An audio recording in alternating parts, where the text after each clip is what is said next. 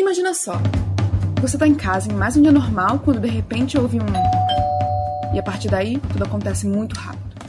Quando você percebe, só existe uma coisa que te separa de uma viagem literária incrível, um pequeno pedaço de plástico que abraça carinhosamente o livro, o Shrink.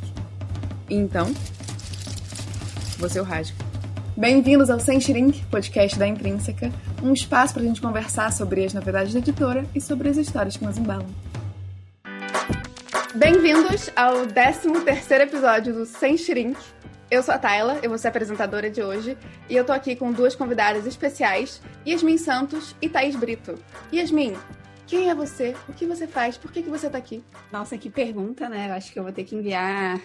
sair daqui pra Qual o sentido da vida? Pra sessão de terapia. Sair daqui direto pra sessão de terapia. Vou ligar pra minha psicóloga agora. Eu sou Yasmin, eu sou jornalista, e acho que eu tô aqui porque eu costumo cobrir assuntos que envolvem questões raciais. E Thaís, quem é você? Por que você está aqui? O que você faz? Oi, gente. Eu tenho apenas alguns segundos, não 2 horas, para dar uma resposta muito existencial. Mas então eu vou dizer que eu sou jornalista também, mas principalmente tradutora. E eu traduzi o livro sobre o qual a gente vai falar aqui hoje. Então, por isso estou aqui. Ainda não falei, mas esse episódio é sobre A Metade Perdida, de Brit Bennett, que foi enviado na caixa de março do Intrínsecos. O Intrínsecos, se você ainda não sabe, é o clube do livro da editora Intrínseca, que envia todo mês uma caixa surpresa com um livro inédito em capa dura, marcador, cartão postal, um brinde literário e uma revista com artigos e ilustrações que expandem a história. E, na caixa de março, o livro foi A Metade Perdida. Thaís, você pode me falar sobre o que é A Metade Perdida? Bom, A Metade Perdida é sobre um monte de coisas, mas eu vou dar uma sinopse breve para vocês terem uma ideia. As duas protagonistas do livro são irmãs gêmeas, a Stella e a Desiree, e o livro meio que conta a história delas desde que são crianças até a idade adulta. E quando elas são adolescentes, elas fogem da cidade onde elas cresceram, que é uma cidade bem peculiar chamada Malar, sobre a qual a gente vai falar aqui bastante. E aí, quando elas fogem de lá, elas passam a viver vidas bem separadas. Então, elas são 2 mulheres negras, de pele clara. Então, uma delas passa a fingir que é branca, se casa com um homem branco e vai viver uma vida separada da família, abandona a família. E a outra casa com um homem negro de pele escura e depois ela acaba voltando para a cidade de onde elas fugiram. E aí, enfim, o livro tem uma série de desdobramentos e outras 2 personagens muito importantes são as filhas das duas. Uma tem uma filha negra de pele super escura e a outra tem uma filha loira. E aí, em algum momento, todas essas histórias vão se misturar. E acho que, para começar, é esse. Muito obrigada. Esse é o segundo livro da Brit Bennett. A Brit se estreou com As Mães, também lançado pela Intrínseca em 2017. E o As Mães também foi um super hit do New York Times, etc. E A Metade Perdida foi mais hit ainda, hit atrás de hit. Essa mulher é uma máquina de livro bom. E também estreou na lista do New York Times, ficou lá semanas e semanas em primeiro lugar. Foi um dos livros mais aclamados do ano por... todas as revistas aí importantes. Todas elas que eu já esqueci o nome. Então, o quê? Muito bom. Não sou nem eu que tô falando, todo o resto do planeta também.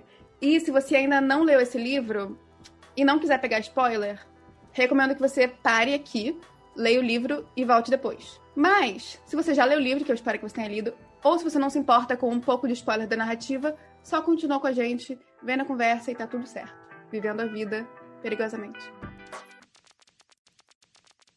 Para começar, a gente falou de Malard, né, a cidade delas, e eu queria ler um trecho do livro, que tá logo no início do livro, que é assim: como qualquer outra, aquela cidade era mais uma ideia do que um lugar.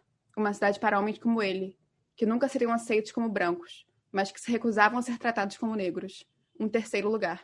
Ele se casara com uma mulata, ainda mais clara que ele próprio, e imaginou os filhos dos filhos de seu filho, ainda mais claros, como uma xícara de café sendo diluída aos poucos com leite. Um negro cada vez mais perfeito, cada geração mais clara que a anterior. Logo, outros vieram, e a ideia e o lugar se tornaram inseparáveis.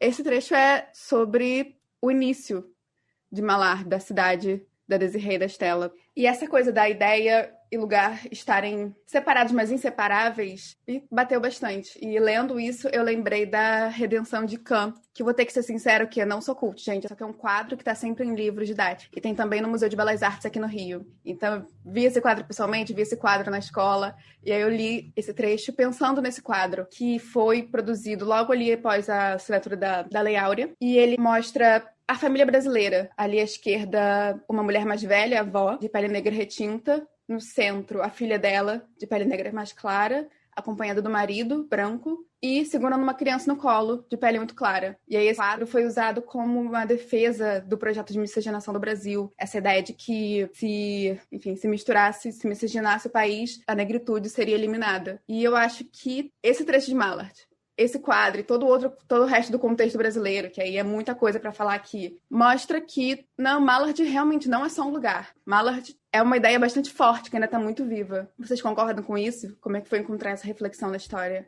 Eu acho que a ambientação da cidade me lembra muito esse quadro que é do Modesto Brocos. E eu acho que, claro, a gente tem diferenças entre a sociedade americana e a sociedade brasileira, porque a sociedade americana entende pessoas negras como...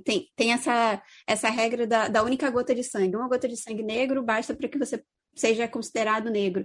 E aqui no Brasil, a gente valoriza, ou a gente classifica através do fenótipo, né? De características fenotípicas. Mas me lembrou muito disso. E ali, eu acho que se a gente trouxesse essa definição de Mallard com esse contexto do embranquecimento do Brasil ali no pós-abolição que você estava falando, é tipo, o Brasil, no final dos contos, todo mundo viraria branco, né? Que era assim, todo mundo ficaria miscigenado, mas a gente consideraria todo mundo branco. Que era meio que essa ideia. E lá não, é tipo, todo mundo é um negro melhor, sabe? Eles não se entendem como brancos naquela cidade, mas o livro trabalha muito essa hierarquia dentro da própria negritude ali. Porque quando chega essa personagem, aí eu já tô pulando um pouco a história, mas quando chega a filha de uma das gêmeas que tem a pele escura, bem escura, isso é uma questão. A Jude? Isso, exatamente, a Jude. E a vivência dela naquela cidade é horrível. Tudo que ela quer quando se ela tá na idade de ir pra faculdade é sair daquela cidade. Porque, apesar de ela estar numa cidade negra, ela era o tempo todo vista como desprezível dentro daquela cidade, né? Eu acho que é interessante como a Brit coloca Malar, é isso, a cidade é uma ideia, e é muito claro, né, o projeto de Malar, que é um projeto de embranquecimento que aconteceu no Brasil e em vários outros países, onde houve colonização, enfim. Então, o que eu acho interessante é que ela mostra muito fisicamente e literalmente uma coisa que é uma ideia, né? E no livro eu acho que fica muito claro para quem talvez não tenha noção ou não compreenda, né, que existiu esse projeto de embranquecimento, porque não é uma coisa que tá, né, que é falada, que tá nas regras, mas no livro fica muito claro, eu acho. Ela transforma em uma coisa física algo que é uma ideia. E eu gosto muito como, ao longo do livro, tem a visão do Early.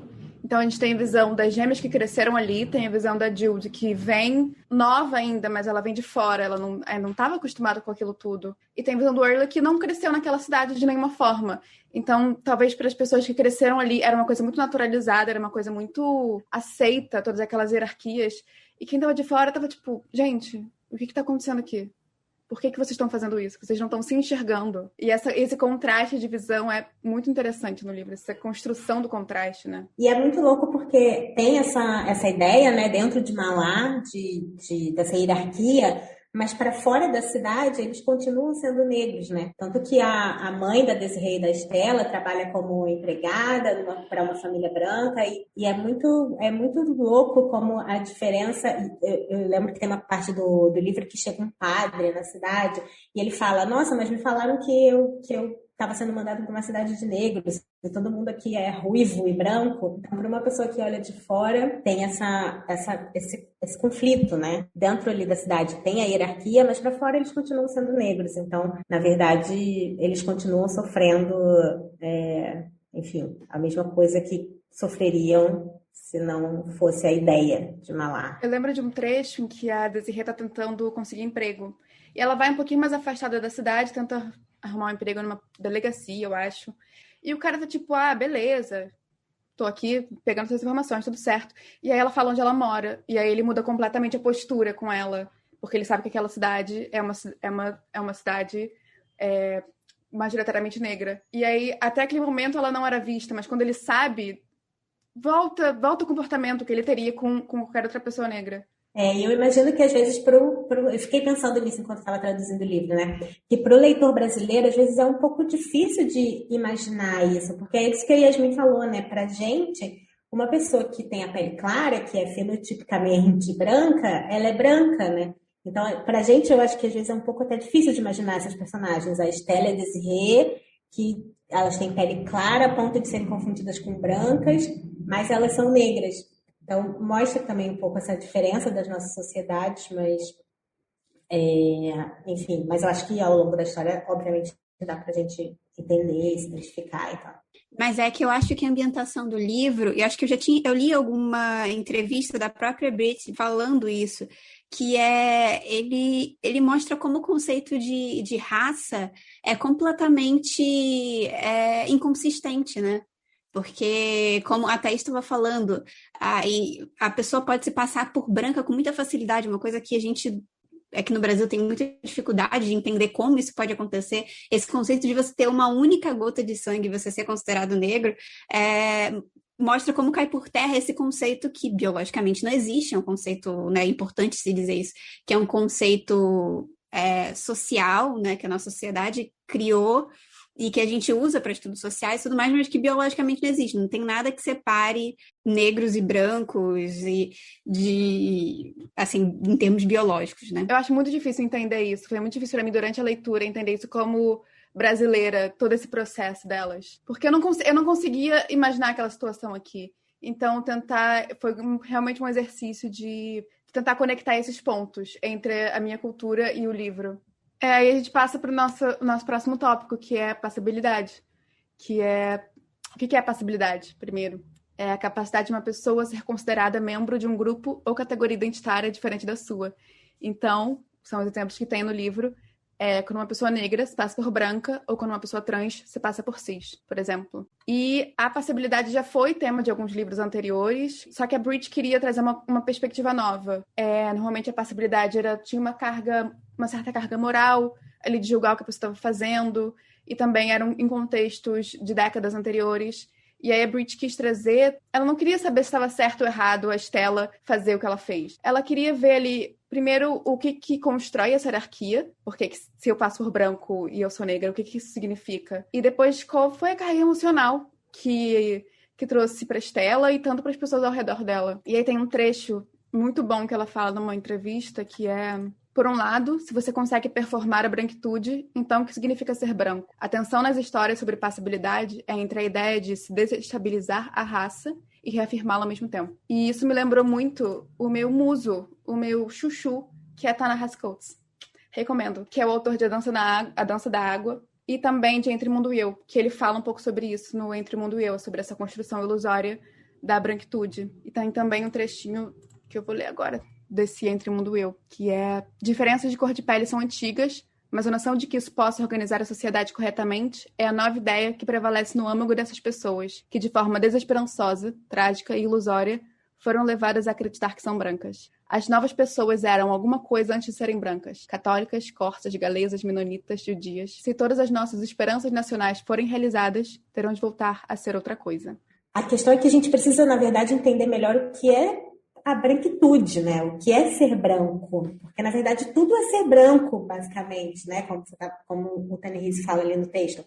O branco é o normal, né? É a referência. E tudo que não é aquilo é outra coisa. Mas não é assim, né? Como no trecho que você acabou de ler. Entre as pessoas brancas existem outras diferenças também. Mas eu acho que é isso que precisa ainda ser mais estudado, debatido, para a gente conseguir entender até essa questão da passabilidade mesmo, por que ela existe e por que ela acontece. Eu lembro de ficar muito chocada quando li isso do Ta-Nehisi Coates, porque não é uma discussão que eu ouço, não é uma discussão que eu ouvi crescendo, essa de que, na verdade, brancos não são brancos. Na verdade, é isso realmente inventado. E isso devia ser mais discutido, isso devia estar mais aberto, né? Mais disponível, talvez. É uma construção social que não faz o menor sentido. É que a gente já está acostumada a essa construção, né? Então a gente já entende que determinado grupo social tem acesso a direitos, que às vezes a gente chama de privilégios, e na maioria das vezes são direitos que todos deveriam ter acesso, mas que não faz o menor sentido.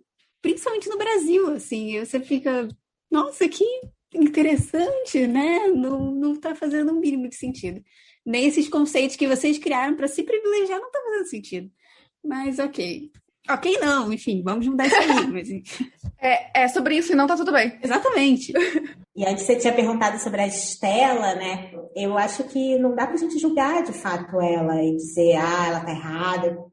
Assim, eu acho que eu não faria o que ela fez, mas dentro daquele contexto, naquela época, na situação que ela tá vivendo, de como é para uma mulher negra existir naquele lugar e naquela década.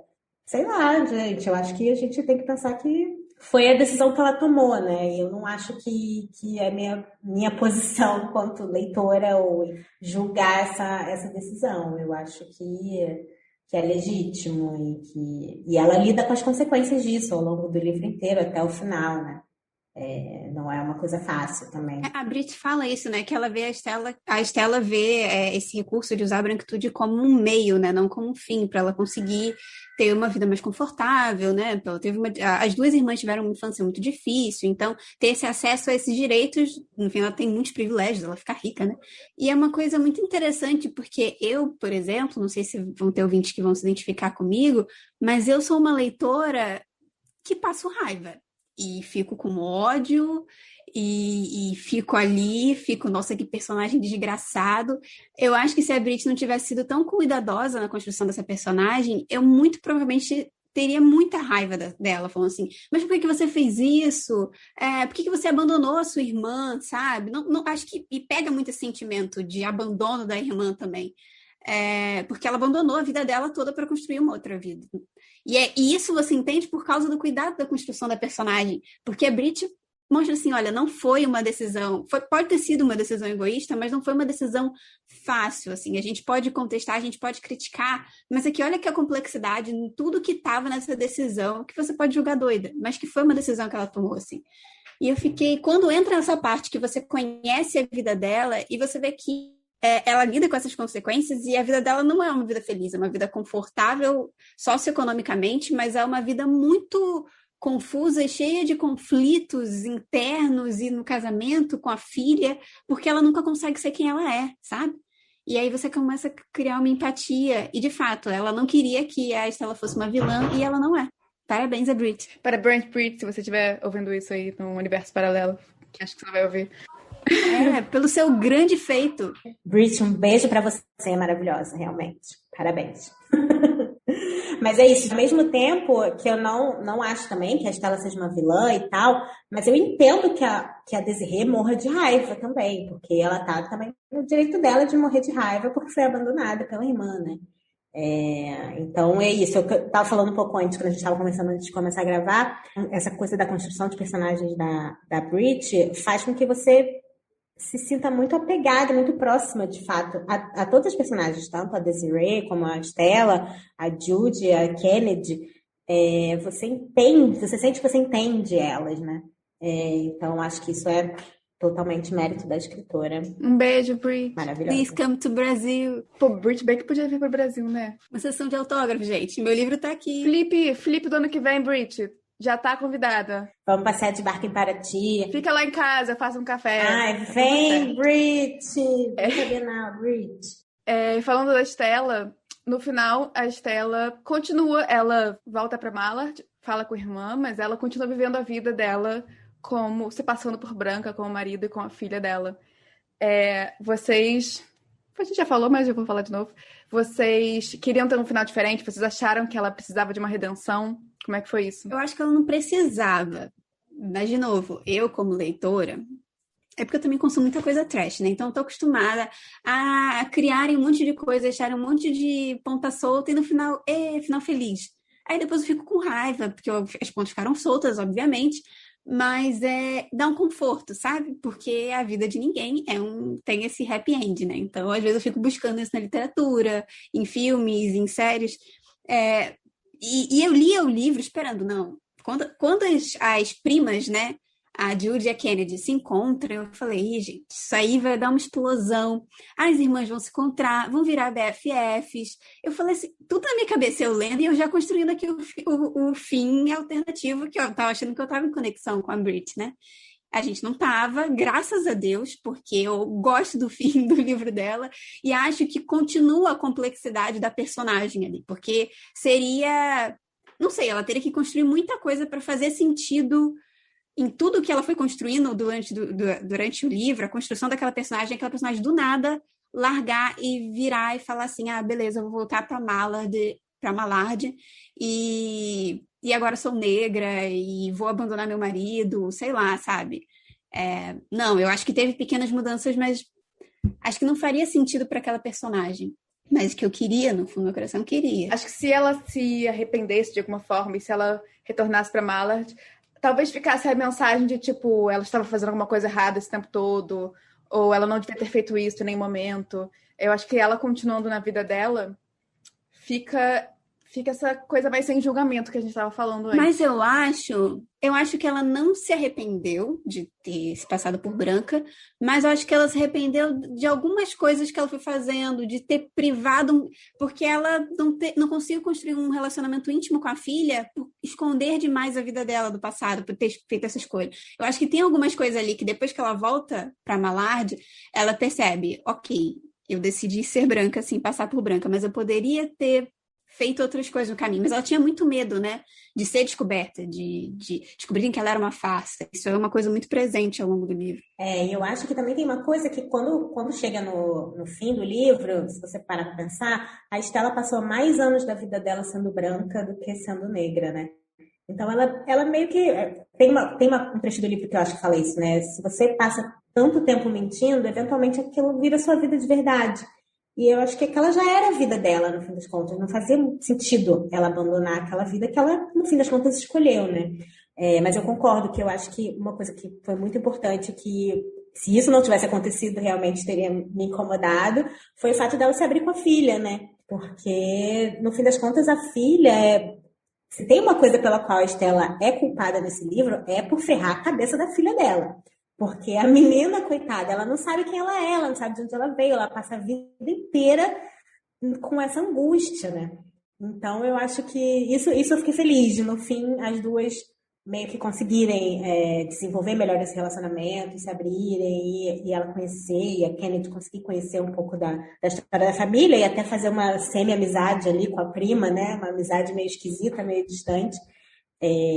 Mas enfim, eu concordo e eu gosto que o livro acabe assim. E eu acho que no fim das contas seria inverossímil se ela abandonasse essa vida que ela passou décadas construindo ali e voltasse para o lugar de onde ela saiu. Para mim, a redenção da Stella foi ela ter virado professora e foi ela ter passado tudo que ela passou com a família negra que se muda pro bairro dela. E o fato dela ter virado professora foi uma coisa que bateu um pouco depois da leitura, que foi tipo... Ela saiu... Uma das razões por ela ter parado de ir pra escola, uma das razões por ela ter saído de Mallard foi ela ter ido para aquela casa em que ela trabalhava como empregada. E uma das razões por ela ter ido para aquela casa é porque ela precisou parar de estudar. E ela gostava muito de estudar. Então, quando ela virou professora universitária, eu acho, quando ela começou a ficar mais confortável com ela mesma, ela encontrou aquele grupo de pessoas em que ela podia conversar minimamente, uma conversa, ficar mais confortável mesmo. Eu acho que esse foi o ponto de virada para ela. E também outro motivo para ela não querer voltar para Mallard. Ela finalmente se encontrou ali depois de tantos anos sendo uma merda, porque ela foi uma merda com a família que foi pro bairro deles, e se sentiu uma merda. Ela finalmente conseguiu o que ela queria quando ela saiu de Mallard, que é ficar estável, ter um relacionamento estável e minimamente saudável, e se encontrar nos estudos. Eu adoro também essa parte dela professora, porque é isso, né? O livro ele fala sobre relações raciais e tal, mas ele também fala sobre relações de gênero, né? A Stella vive essa coisa de... Não importa muito ela ser negra ou branca, mas de ser uma mulher ali nos anos 60, 70, mais ou menos, E você vê muito como ela vive aquela coisa do tédio da dona de casa, né? E tem o marido que não quer deixá-la estudar, e aí ela bate o pé para continuar estudando. Então, essa trama eu acho bem interessante também, porque, enfim, independe um pouco do tema central do livro, mas, enfim, é algo bem próximo da gente. Mulheres também, É uma né? boa camada pra ter, É, mesmo que não seja foco. exato. E ela ainda tem essa coisa do estereótipo, né? Porque ela era secretária do marido dela. O marido dela era chefe dela na empresa, né? Ela se casou com ele. E então ela tinha um pouco isso de tipo, nada mais óbvio do que isso acontecer, né? Que não sei o quê. E acho que ela fica presa um pouco nesse estereótipo, porque ela tem medo de ser quem ela é, de descobrir, sabe? Desde pequena ela tinha essa coisa, esse interesse por matemática, por estudar. Tinha esse contexto dos anos 60, ali dos anos 70, então de uma mulher, de estudar, o marido diz que não quer que ela faça isso. E esse episódio dos vizinhos negros eu acho interessante, porque eu acho que é ali que ela percebe, ela vive com medo de ser descoberta o tempo todo, mas eu acho que é ali que ela percebe que ela não pertence a lugar nenhum. Porque ela vê naquela vizinha negra e ela sabe que ela é negra, então ela fica meio assim, eu tô meio que pertencendo a alguma coisa. Será que ela sabe? Será que ela vai me olhar e ela vai saber que eu sou negra só me olhando? Ela fica com medo de ser descoberta pela vizinha negra, mas ao mesmo tempo tem uma coisa ali, uma coisa tipo, eu acho que a gente vai ter uma relação, a gente vai ter um laço que só a gente vai conseguir construir. E elas têm momentos gostosos, até que acontece um episódio e ali a amizade acaba. Mas a gente já deu tanto spoiler, aí eu vou e eu não quero dar esse spoiler, nossa. Mas enfim. Mas isso na cabeça dela deve ter desencadeado uma coisa de caramba, eu não pertenço. O que faz sentido na minha vida, sabe? E não sei. Acho que talvez ali. Não foi no momento, não foi algo que, tipo, aconteceu, a vizinha depois se mudou, ela acabou a relação com aquela vizinha negra e ela teve que. E ela foi e falou: não, vou mudar a minha vida, vou falar com minha irmã. Não, aconteceu um monte de coisa. Ela ficou parada na vida dela, mas aquilo marcou, ficou na cabeça dela durante um bom tempo, Eu sabe? acho que ela quase quer ser descoberta pela vizinha negra, né? Porque é isso, eu acho que ela tem não sei se é nem uma inveja, mas é uma coisa que ela olha para aquela vizinha e pensa, nossa, que pessoa bem resolvida com quem ela é, poderia ser eu, sabe? Ela tem uma inveja ali da relação que ela tem com as amigas, de como ela tem uma vida despreocupada, entre aspas, de uma pessoa que vive quem é e sabe quem é e mostra para o mundo quem é e não tem medo que ninguém descubra tá vivendo uma mentira, né? Então, eu gosto também bastante dessa parte do livro, da relação dela com a Loreta. Sim, e ela fala da risada da Loreta, das amigas da Loreta, e ela fica assim muito impressionada, porque elas estão, sei lá, parecem estar genuinamente felizes, e ela não sabe o que é isso, sabe? Ou pelo menos alegres naquele instante, porque ela não consegue estabelecer essa relação com ninguém. E também o plot twist que é ela que quase não fala, não se manifesta naquela reunião lá de associação, tipo uma associação de moradores lá do bairro onde eles moram. E aí, quando sabe que vai vir uma família negra se mudar para aquele bairro que é branco, ela vai, protesta, fala que é um absurdo, que não sei o quê. A família chega e ela tá ali querendo se aproximar de toda forma daquela família, enquanto tá todo mundo falando mal.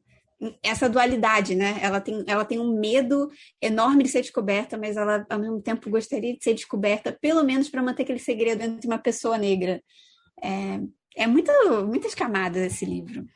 A Brit fala em alguma entrevista que ela gosta da ideia da Stella se passando não só por uma mulher branca, mas uma mulher branca rica e uma mulher branca rica racista.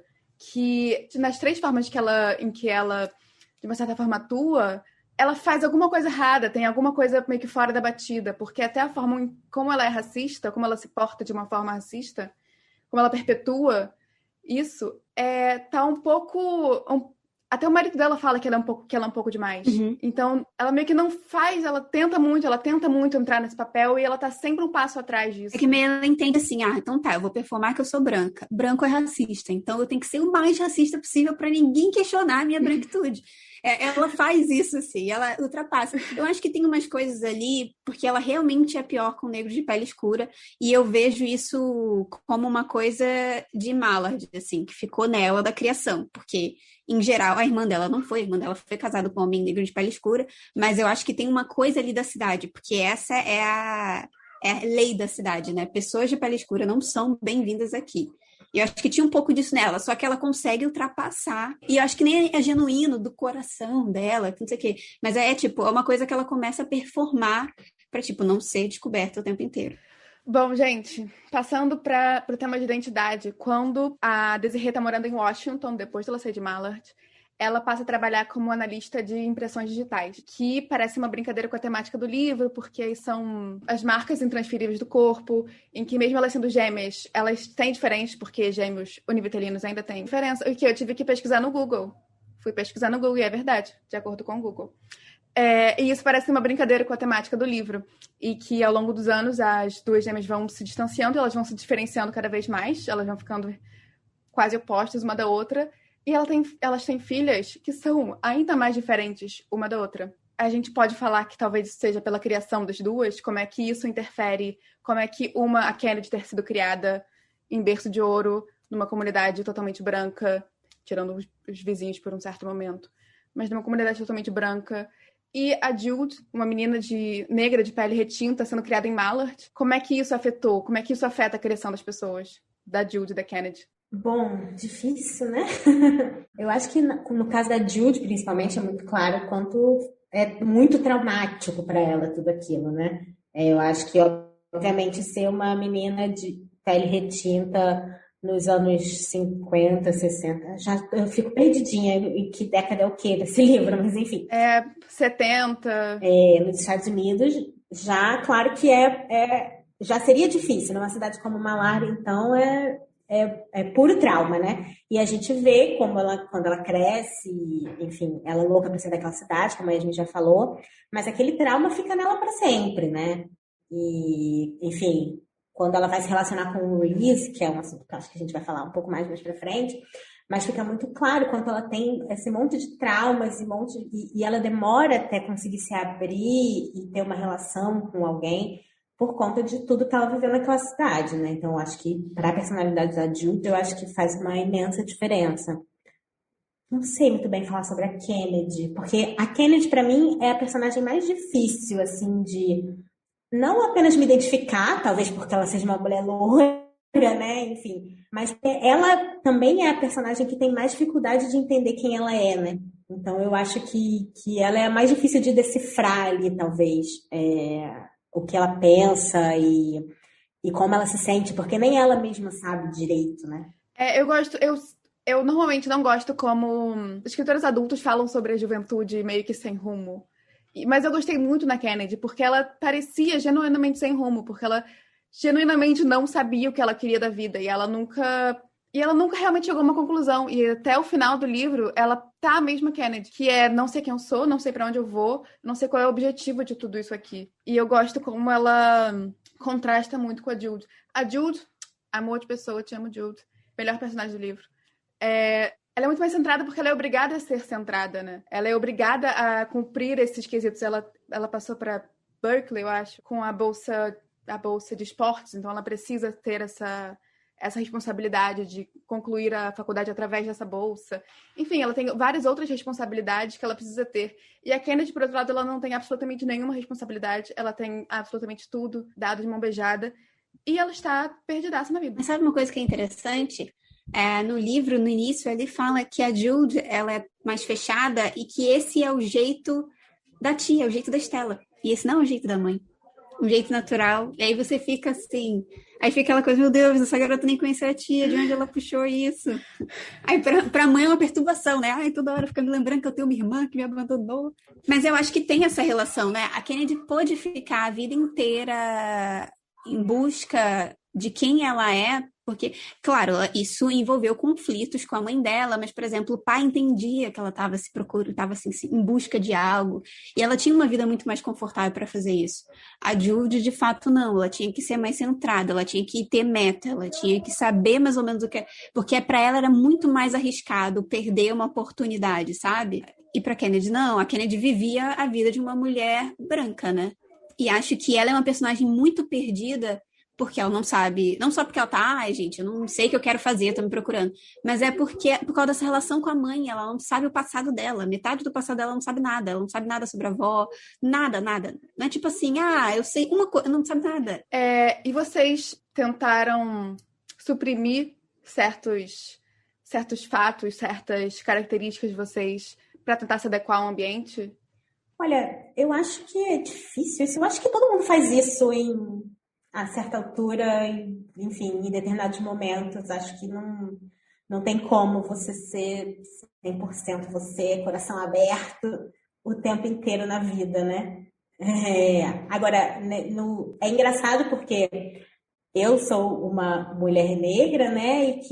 Mas, enfim, eu venho de uma vida mais privilegiada do que a maioria das mulheres negras, eu acho. Eu cresci numa família de classe média, eu estudei numa escola particular, eu fiz faculdade pública. Então, na verdade, eu convivo com muitas pessoas brancas. Isso é uma coisa muito louca, assim, né? Se você parar para pensar. Enfim, eu estudei numa faculdade que 95% da minha turma era branca. Eu trabalhei numa redação de jornal durante a maior parte da minha vida, que é um ambiente 90% branco também. Então é engraçado como às vezes a gente precisa se adequar mesmo a esses lugares. E a gente tem aquelas micro questões que às vezes, enfim, não são quase imperceptíveis, mas que não tem como você deixar de lado, né? É complicado realmente a gente viver nessa estrutura que a gente vive.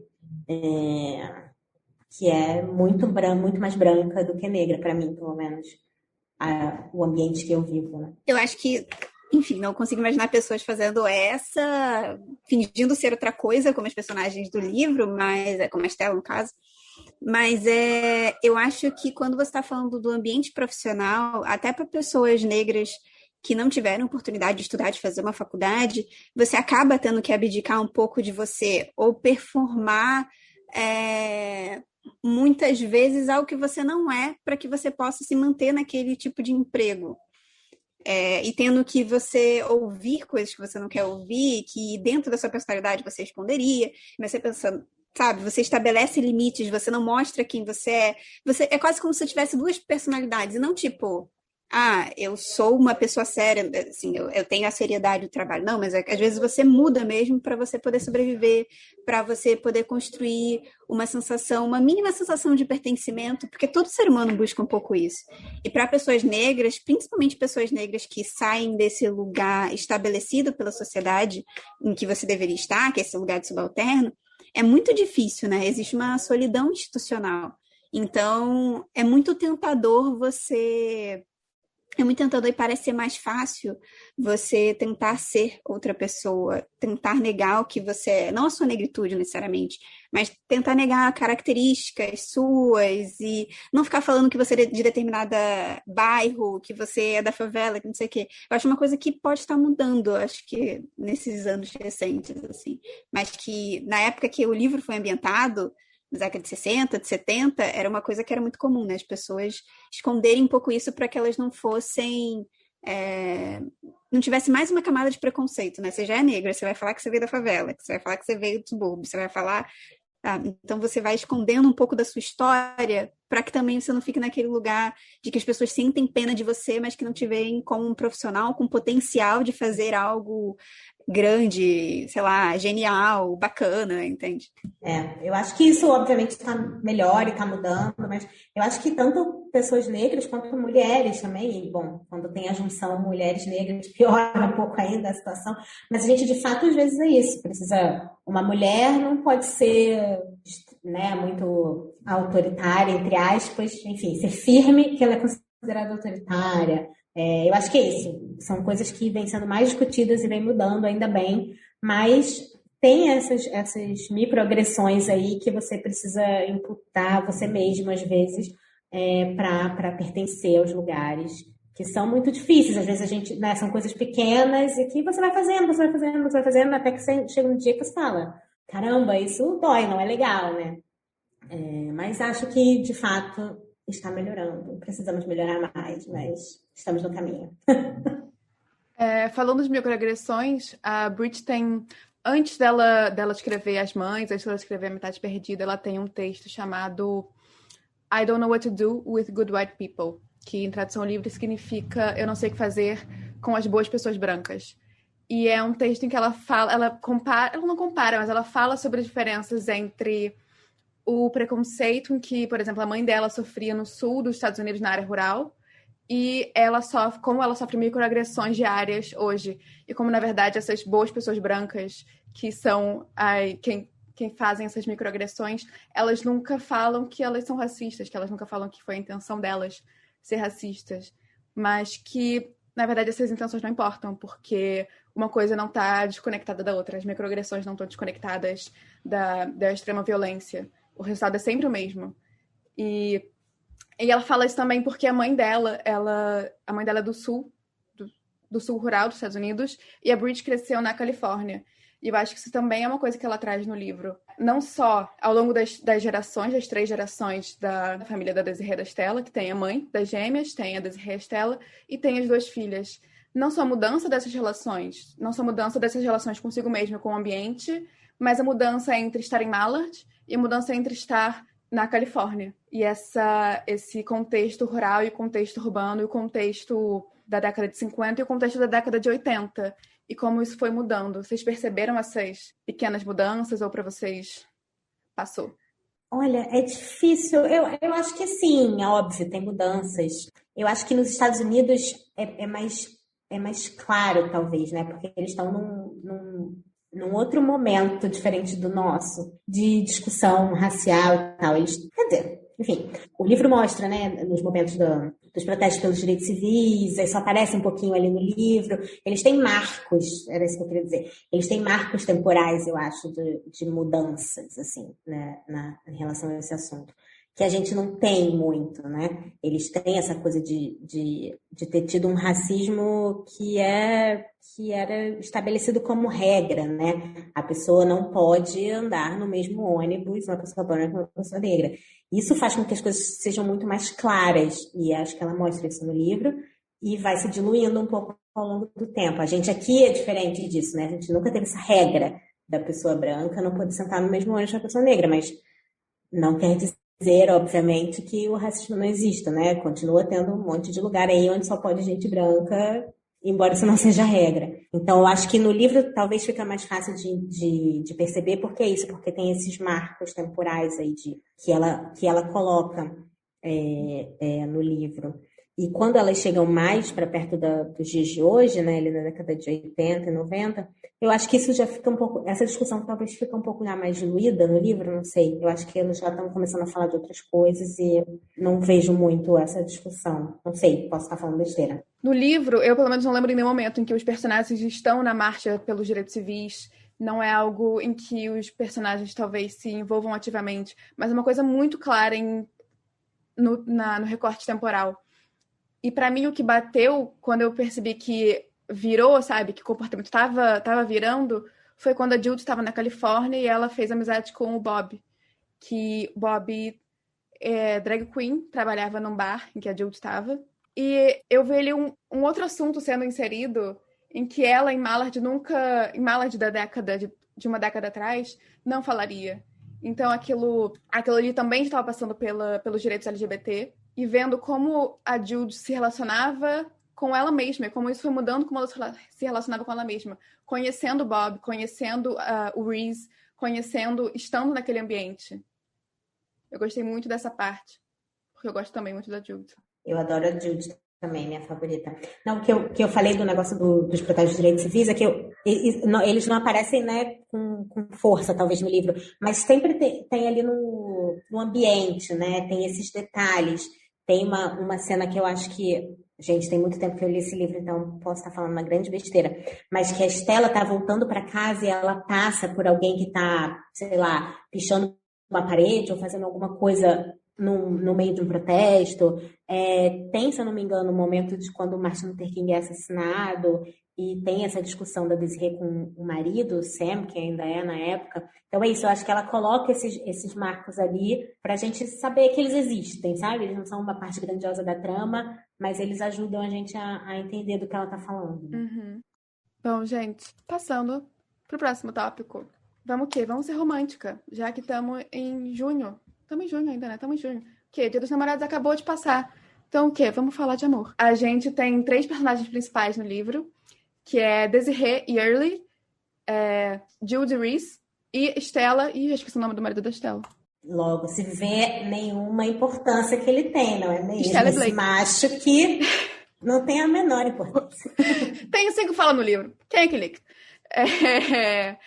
E a relação de cada um desses casais com a verdade é muito diferente. Desiree e Early se conheceram quando eles ainda eram jovens. E eles ainda moram em Mallard, então eles moram na cidade em que eles se conheceram. E não tem muito por que esconder esse passado um do outro.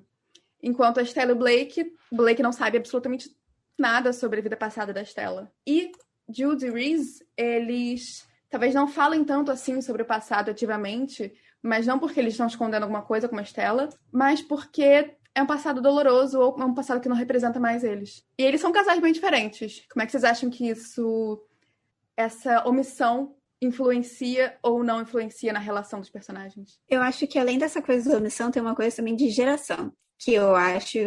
Porque como a Thaís tinha falado, a Stella tá muito naquele momento de dona de casa do subúrbio americano, que você fica ali entediada, que você não fala, você vive pro marido e pros filhos, e não sei o quê.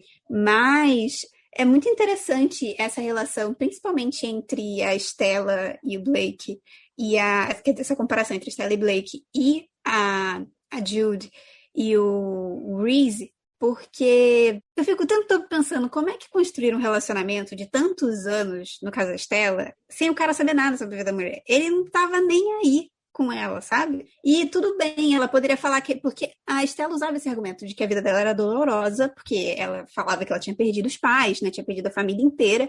Então, também é compreensível ela não querer, num primeiro momento, falar sobre isso. Mas como é que você fica casado, sei lá, 20 anos com a pessoa... E nesses 20 anos ela não te fala nada e você tá tranquilo com aquilo, sabe? É um relacionamento que não tem intimidade. E quando você olha o relacionamento a gente aqui análise de relacionamento dos outros, mas o relacionamento da Jude e do Reese, eles têm essa dificuldade de falar sobre o passado, mas você sente uma intimidade absurda entre os dois. E que vão ter momentos em que eles vão falar apenas uma frase sobre uma coisa e que eles se entenderam ali. E você fica completamente apaixonada pelo casal. Isso é uma coisa que a gente tem que dizer também. Perfeito, melhor casal de todos. Melhor casal, maravilhoso.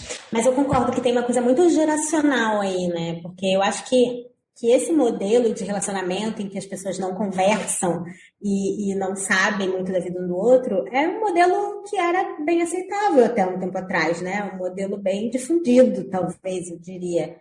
Talvez na época que o livro se passa. E eu acho que é isso. Hoje, sei lá, temos uma série de outros novos problemas, talvez, mas eu acho que as pessoas têm mais vontade de fato, se conhecer e falar e conversar. Acho que tem a ver, obviamente, também com o fato de as mulheres, naquela época, também não terem muita voz, né? Então, de fato, não tinha por que falar muito mesmo. A mulher servia ali para fazer a comida do marido, ou no caso da Estela, nem isso, né? Para enfeitar ali a casa e tal, já que ela era rica. O que eu acho interessante quando a gente compara com a relação da Desiree com o Early, porque mesmo eles sendo da mesma idade, né, da Stella eles têm uma relação que eu acho muito mais fofinha também, embora tenha, né, todos os problemas ali, mas é muito claro o quanto eles se gostam de verdade, assim, né, e o quanto eles querem estar juntos, não apenas por uma formalidade, como parece ser mais o caso da Stella e do Blake, né. Então, eu curto esse casal também. Jude e Reese melhores, obviamente, não tô entrando nessa discussão, mas eu também curto muito Stella, Desiree e Early. Acho bem fofo. Isso que vocês falaram de geração, eu lembrei agora de Mad Men, que o rolê da primeira temporada de Mad Men também é o personagem principal esconder, basicamente estar mentindo sobre a vida dele. Não, spoiler, porque a série terminou em 2015, isso foi só a primeira temporada, tá? Mas... Calma, falar que ele tá escondendo a vida dele, isso é um spoiler. Você falou o que ele tá escondendo? Tá escondendo o quê? Não falei. É verdade, fica aí no ar. O que ele tá escondendo? Não estragou nada. Continua assistindo Mad Men. Não estragou. Por favor, assistam. Não percam. Mas é total essa coisa, né? Casal, anos 60. Parece que são de plástico e eles não conversam sobre isso. E eu não vejo nenhuma abertura para conversar sobre isso. Isso só é descoberto através de uma forçação de barra grandíssima também, porque não dava mais.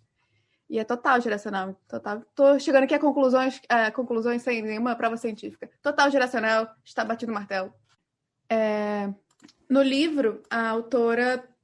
E a gente colocou uma nota no livro sobre isso, uma nota inicial. A autora escolheu usar termos que hoje a gente considera pejorativos e que eram utilizados no recorte temporal da obra, mas que hoje a gente considera incompatível com o entendimento de identidade racial. Thaís, você que traduziu o livro, por que a autora decidiu fazer isso? E como é que foi traduzir isso? Para começar, acho que tem uma questão básica que é de verossimilhança, né? Se você está escrevendo uma história que se passa nos anos 50, 60, 70, você tem que tentar minimamente manter ali o clima. E é óbvio que você não vai escrever exatamente do mesmo jeito que as pessoas falavam, tudo, né? Porque senão, talvez, enfim, seria uma pesquisa imensa e, enfim... Mas eu acho que como o livro trata dessa questão, né, o livro fala sobre racismo, sobre colorismo, sobre, enfim, identidade racial, eu acho que é importante para o leitor entender, de fato, como aquilo acontecia naquela época e como as pessoas falavam naquela época, né? Eu fico imaginando o contrário, né? Seria muito esquisito se você estivesse lendo uma história que se passa nos anos 60 e a pessoa falando sobre, sei lá... pessoas racializadas ou afrodescendentes. Exato, não faria sentido, né? Eu acho que para começar é isso, é uma questão de verossimilhança e tudo bem. E tem essa segunda camada que o livro é sobre isso, então ela precisa mostrar. Não é de graça, né? Não é de graça, exato. E para traduzir foi isso, eu acho que quando a gente traduz, a gente precisa passar para o leitor a mesma coisa que o autor quis passar no original, o mesmo sentimento, o mesmo, né? Às vezes nem é uma coisa de traduzir literalmente, é de passar a mesma sensação, não é sempre a mesma coisa, né? Então, quando ela passa o livro inteiro chamando as pessoas negras, né, de colored people, em inglês, que é isso, é um termo que se usava nos anos 60, não era considerado um termo ofensivo nos anos 60, era a forma que as pessoas falavam, e hoje é considerado ofensivo. Então eu tive que pensar o que em português era usado naquela época, não era uma coisa ofensiva naquela época, e hoje é. Então eu cheguei ao pessoas de cor, que para mim bate com a mesma sensação, causa o mesmo estranhamento que eu acho que ela quis causar, de fato, em quem está lendo o livro hoje, e que, enfim, se relaciona igual. E tem outras coisas. Eu estava hoje dando uma olhada de volta na tradução, né, que eu fiz. Tem outros momentos que você precisa dar uma adaptada. Tem uma hora que... Esse eu fiquei meio empacada por um tempo, assim, que ela tá descrevendo Mallard pro marido, pro Sam, a Desiree, e aí ele fala que ele queria ir conhecer Mallard um dia, alguma coisa assim. E ela fala, você não vai gostar de lá. Aí ela fala, as pessoas são muito color-struck. E eu não conhecia essa palavra. E aí quando eu fui pesquisar... É a palavra? Color-struck. Também não conheço. Pois é. E aí eu fui pesquisar e é uma palavra que descreve exatamente o que é a história de Mallard. A color-struck é um adjetivo, né? São pessoas que acreditam que dentro do universo de pessoas negras, quanto mais clara a sua pele, melhor você é. E, enfim, isso é basicamente colorismo, né? Só que eu não podia traduzir como colorismo, porque aí continuei pesquisando, e aí, enfim, ela tá falando isso com ele ali na década de 60, e aí eu vi que colorismo, enquanto, né, essa palavra, esse conceito em português, só foi existir lá para a década de 80. Então, não podia colocar essa palavra no diálogo nos anos 60. Então, eu tive que dar uma adaptada. E aí eu botei uma coisa tipo, eles são obcecados por pele clara, alguma coisa assim. Então, enfim, é isso. Ao longo da tradução, você vai se deparando com essas questões que têm a ver com a linguagem, mas tem a ver com a sociedade também, né? E exige uma pesquisinha, mas esse é o lado legal do trabalho. Essa pesquisa é uma coisa que eu não imaginava na tradução. Assim, a gente sabe que existe, mas a gente também não sabe a quantidade de pesquisa que a tradução exige também, né? E eu acho que até que devia ter mais, porque eu sempre fico incomodada com séries e filmes de época que ficam muito descolados da realidade. Parece que fica claro que uma pessoa de hoje escrevendo um texto de 50 anos atrás. E eu acho que em A Metade Perdida não pareceu isso em nenhum momento. Isso é muito bom para você mergulhar e para você... Essa coisa da leitura, né? Você tá no livro e você, de repente, você lembra que... Opa, eu tô aqui no meu quarto, eu não tô em Mallard. Sim, eu acho que a Bridget, realmente, esse foi o primeiro livro dela que eu li, não li o As Mães. Acho que ela é uma escritora muito talentosa, de fato, nisso. Ela consegue fazer você mergulhar na história e parecer que você conhece aqueles personagens. E aquele livro fica, como a gente estava falando no começo, né? Fica com você depois, você continua lembrando dele. É isso, eu li ele tem quase um ano, mas eu ainda lembro de cenas, de momentos. Então, parabéns de novo para você, Brit, maravilhosa. Tava falando antes que eu li esse livro no ano passado, mas que eu ainda lembro muito dele, no sentido de que acontece alguma coisa na minha vida, aparece alguma coisa no jornal, eu vejo alguma treta, e eu lembro desse livro, porque eu acho que primeiro que ele trata de muitas questões ao mesmo tempo, e muitas questões delicadas de uma forma muito boa, e segundo que ele é muito bem escrito. Ele faz isso de uma forma muito delicada, muito singela. Então, ele consegue se aprofundar de uma forma muito delicada mesmo. E é por isso que ficou muito comigo. Eu acho que esse cuidado de tentar não vilanizar os personagens pelas suas escolhas e tentar entender ali a sua complexidade, não pintar a Kennedy apenas como uma menina mimada, ou porque dava, assim, super dava pra você virar assim, Kennedy, menina mimada, e você ignorar tudo. Não, mas entender que tem uma complexidade ali. É muito bacana como ela conseguiu fazer isso. E tem uma coisa que lendo eu também percebia, ela vai juntando, assim, ela solta uma coisa lá no início do livro, e aí no meio ela junta assim, numa frase, ela bota assim, uma frase, e você, caramba, agora eu entendi o que ela estava querendo dizer com aquilo. E aí ela vai mais pra frente, aí ela, não sei, às vezes do nada ela junta assim, e você fica, caraca, sensacional, isso não era só uma figura de linguagem para ser bonito, tipo, tinha um sentido ali. E é muito bem construído, como tudo conversa, assim. É uma complexidade. Ela não deixa a ponta solta, sabe? Para você ficar pensando de tipo, jogo, que é o clássico, né? Tem várias séries, por exemplo, tipo, essa personagem é complexa porque ela foi violentada quando ela era criança e não sei o quê, e você não trabalha nisso. Você só fala assim, quis uma personagem que tivesse sofrido alguma coisa e não trabalho nada. Não, ela trabalha as coisas ali, as complexidades e as camadas. Isso faz o livro ser muito interessante e você se sensibilizar até com quem você não gosta muito. Olha que coisa bacana. Uhum, até com a Kennedy. Eu fiquei com o pelo da Kennedy, tadinha. Só queria, tipo, menina. Vamos lá. Eu gosto disso. Parabéns por ti de novo. E sem contar que ela é uma frasista espetacular, né? Assim, o livro tem frases.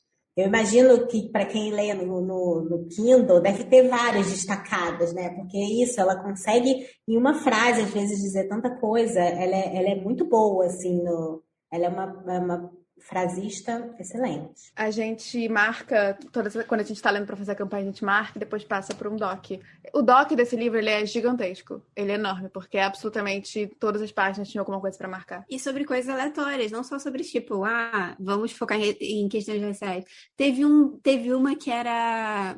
Eu acho que foi da primeira vez que a Stella transou com o marido dela, quando ela ainda era secretária, que aí ela fala sobre... E é bem rápido, ela só fala assim, a Stella achava muito esquisito isso de que quando o homem ficava excitado era uma coisa tão... ele não conseguia esconder isso, era tão patético, não sei o quê. E são duas, né? São duas frases que você fica assim... É muito boa, eu lembro dessa frase. E ela não tá falando sobre isso, é sobre outra coisa. E aí você fica duas frases e você fica assim, nunca parei pra pensar sobre isso. Eu lembro dessa, maravilhosa mesmo. Eu adoro uma quando a Deceiver tá falando sobre as impressões digitais, e ela fala alguma coisa assim, do tipo, como tudo que a gente cabe ali naquela coisinha tão pequena. Uma coisa assim. Mas é uma frase muito boa também, óbvio. Ela falou muito mais bonito do que eu falei agora. Mas, enfim, belíssimas frases. Bom, gente, para terminar, já estamos nos encaminhando para o final dessa conversa. Que filmes, séries ou livros vocês indicam para quem gostou de A Metade Perdida? Então, para começar, eu tô curiosíssima para ver a série de A Metade Perdida, ok? Eu espero que vocês avisem quando for rolar, porque estou curiosíssima. Para quem não sabe, querido ouvinte, A Metade Perdida vai virar uma série na HBO, então aguarde, #aguarde.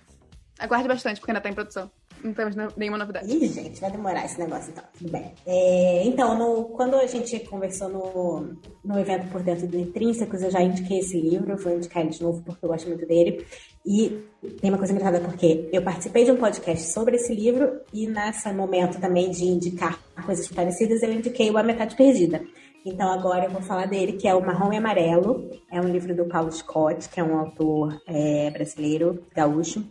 O livro também fala um pouco sobre colorismo, também protagonizado por dois irmãos que vêm de uma família negra, e um tem a pele mais escura, outro tem a pele mais clara. Então isso é o central ali na trama do livro, e é muito bom, muito bem escrito. Também traz diversas questões para, enfim, se pensar, como o livro da Brit, recomendo muito. E hoje eu estava pensando em uma série que eu vi há um tempo atrás, eu já não lembrava dela, e hoje por acaso eu lembrei, que eu acho que tem tudo a ver também, que se chama Cara Gente Branca, Dear White People também, tem na Netflix. É uma série que se passa num campus universitário, é uma universidade basicamente frequentada por pessoas negras, e enfim, é uma série jovem com um elenco de pessoas negras, então ele, ao mesmo tempo, a série debate assuntos raciais e fala sobre uma série de questões, mas também é apenas uma série jovem que tem pegação e traições e fofocas, bobagens, porque eu acho que também é muito legal que isso exista com pessoas negras, porque afinal isso também faz parte da nossa vida. Nossa vida não é apenas falar de racismo 24 horas por dia. Então, eu recomendo essas duas obras. Então, eu tenho recomendações de 2 livros. Aí eu percebi que, caramba, nenhum dos livros não tem pegação, não tem, sabe? Não tem romance, não tem nada disso. Mas é um livro pra quem quiser se aprofundar na temática. A galera quer safadeza, Yasmin. Poxa vida, gente. Aí eu vou ficar devendo essa. Mas que senão eu vou indicar aqui coisas doidas. Mas na linha cult, eu vou indicar, mas realmente, para quem quiser se aprofundar, tem o livro que eu li recentemente, que é o Casta, As Origens do Nosso Mal-Estar, da Isabel Wilkerson, que é uma jornalista americana. E ela trabalha com esse conceito de casta, diz que a sociedade americana foi construída a partir desse conceito de casta, e eu acho muito interessante para você entender a história do racismo nos Estados Unidos e de como isso fundamentou a sociedade. É um livro americano, então você tem que fazer paralelos na sua cabeça com a realidade brasileira, mas é muito chocante como a gente consegue fazer paralelos, porque o livro pega 3 eixos, ele pega a ideia de casta, ele vai à Índia, e aí ele pega o nazismo alemão e ele pega o racismo nos Estados Unidos. E aí você percebe a ligação entre esses 3 sistemas e você percebe que o racismo nos Estados Unidos inspirou o nazismo alemão. E aí você fica assim, sua cabeça explode.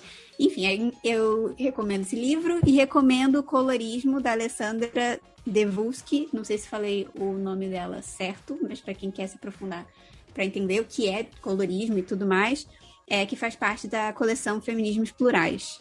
Queria indicar também, ela não falou de podcast, mas eu queria indicar o podcast Vidas Negras, que eu sou muito fã, que Thiago Rogério estava aqui, Thiago participou deste podcast, que eu ouvi o episódio. Thiago Rogério participou. Oi, Thiaguinho. Oi, Thiago, se você está nos ouvindo. Sou muito fã do Vidas Negras também, gente. Recomendo também. Beijo, Thiago. Parabéns pra você também. Thiago e Brit Bennett, de parabéns. Que é maravilhoso. Esse podcast é maravilhoso, é uma celebração a vidas negras e personagens negros importantes, tanto contemporâneos quanto históricos, assim, que a gente não conhece, que a gente deveria ter conhecido na escola.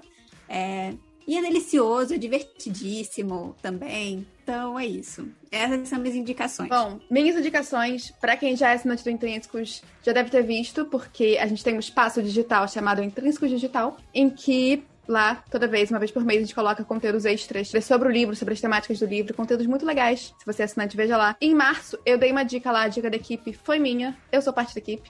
Eu dei a dica. Um livro, que é A Cor Púrpura, que é belíssimo, assim, absolutamente nenhuma palavra pra falar de A Cor Púrpura, mas é sobre 2 irmãs, também no sul dos Estados Unidos, que são separadas e que se comunicam através de cartas. É belíssimo, é tristíssimo, perfeito, você precisa ler. E A Vida Invisível, que o filme com a Fernanda Montenegro, sobre 2 irmãs, também separadas, que foram separadas, e bem nessa época da década de 50, 60, 70, também tristíssimo, mas todas são lágrimas que valem a pena rolar, porque vale a pena. E, por último, ouça o episódio de A Dança da Água, do Ta-Nehisi Coates. Eu falei um trechinho de Entre o Mundo e Eu, do livro dele, mas A Dança da Água também foi enviado no Intrínsecos e também tem episódio aqui. E teve a participação de Thiago Rogério. Pronto, fechamos o ciclo. Tudo tá conectado. É isso. Full circle aqui, acabou. Vocês querem mandar um beijo para os queridos ouvintes? Vocês querem falar alguma coisa? Arroba, pode divulgar arroba, pode pedir biscoito. Ai, gente, que difícil. Ai, não, eu acho que obrigada pelo convite. Eu adoro falar sobre a Metade Perdida. Leiam a Metade Perdida, porque é um livro belíssimo. E acho que é só isso. Obrigada, gente. Ai, gente, obrigada. Obrigada, Intrínseca. Obrigada aos ouvintes. Espero que tenha sido um papo bacana de ter ouvido. Pra gente foi um papo bacana de ter conversado aqui. E eu adoro falar de literatura, então fiquei muito feliz com o convite. Não sei se vocês quiserem... Quem quiser me xingar, por favor, não venha atrás de mim. Mas quem quiser me seguir nas redes sociais, minhas redes sociais são @YasminSMP. P de pato. A gente coloca aí na descrição no blog e na descrição do podcast. Então, gente, muito obrigada por terem aceitado o convite. Muito obrigada pela conversa. Foi ótimo.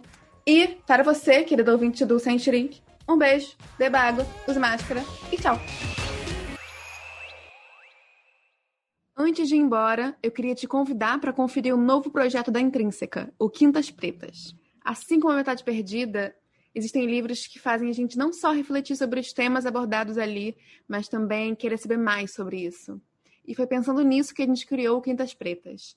Semanalmente, a gente convida uma mulher negra para pautar conversas fundamentais para a nossa construção como sociedade. Entre vídeos, colagens, artigos e ilustrações, você pode encontrar toda quinta-feira esse conteúdo nas redes e no blog da Intrínseca, produzido por diferentes artistas e pensadoras. No nosso Instagram é só procurar pelo Stories Destacado e no nosso blog é só ir lá na aba de colunistas.